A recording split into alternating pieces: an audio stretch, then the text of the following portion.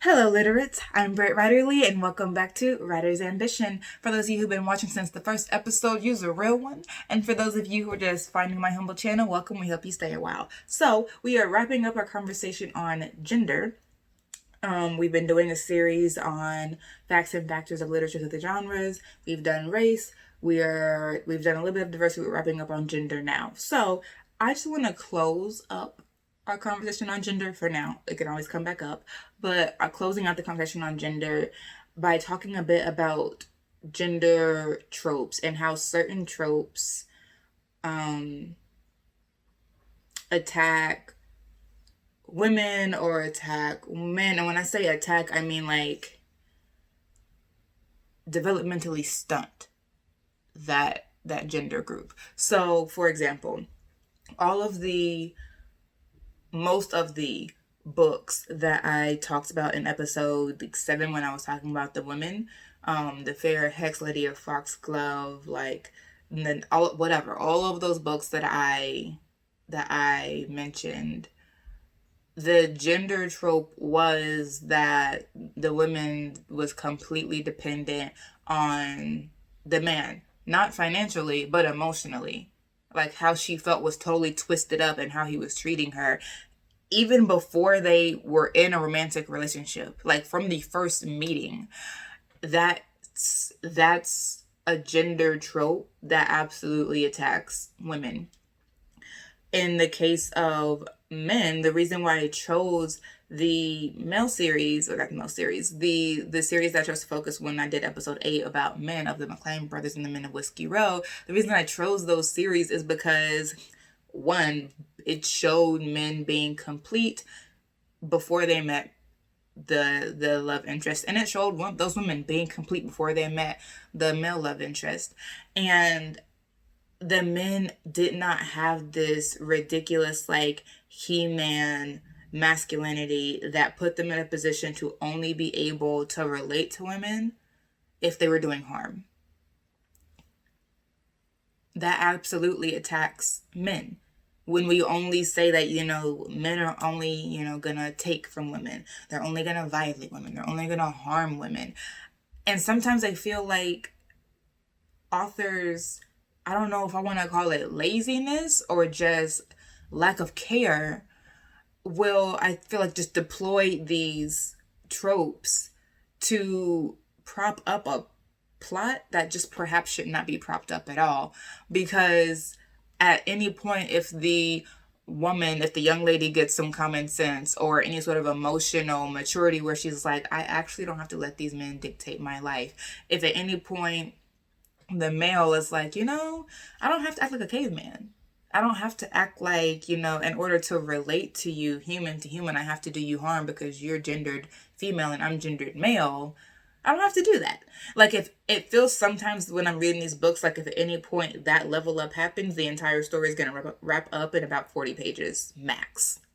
And that's just the major concern is like, are we building stories and are we supporting stories that are built off of harmful tropes that always seem dependent on starting out by presenting the worst of us at the worst level, like the worst of us is in like the most dependent or in codependent side, or the most harmful and predatory side. Like, why does that always have to be where people start?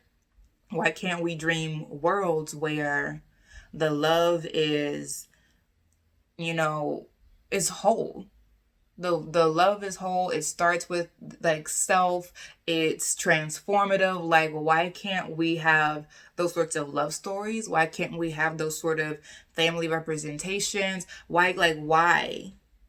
And I think the why is because our gender tropes are so screwed up and built upon a presumption of violence or a like deficiency model that when we think about, oh, well, you want your character to grow sometime in the story, we're like, oh, okay, you want the character to grow. So let me start them like in a sub level, development, and then they'll grow. And it's like, or they could start like realistically aware of some things and then just grow because of things that happen in the plot rather than the plot revolving around their lack of something. And that's just my general consideration about when I see gender tropes. And throughout the genres is, are you using this gender trope to prop up a plot that is dependent upon a character not growing? I think an example of that to close with is this series called The Sophie Cass Mysteries. I really like Sophie. I think she's funny, and I've read several books in this series. But Sophie be doing stupid stuff like that just don't make no sense. And she's intuitive, and she has a relationship with her mom and her sister, and she has friends. I'm laughing because when I say relationship, like, she does, but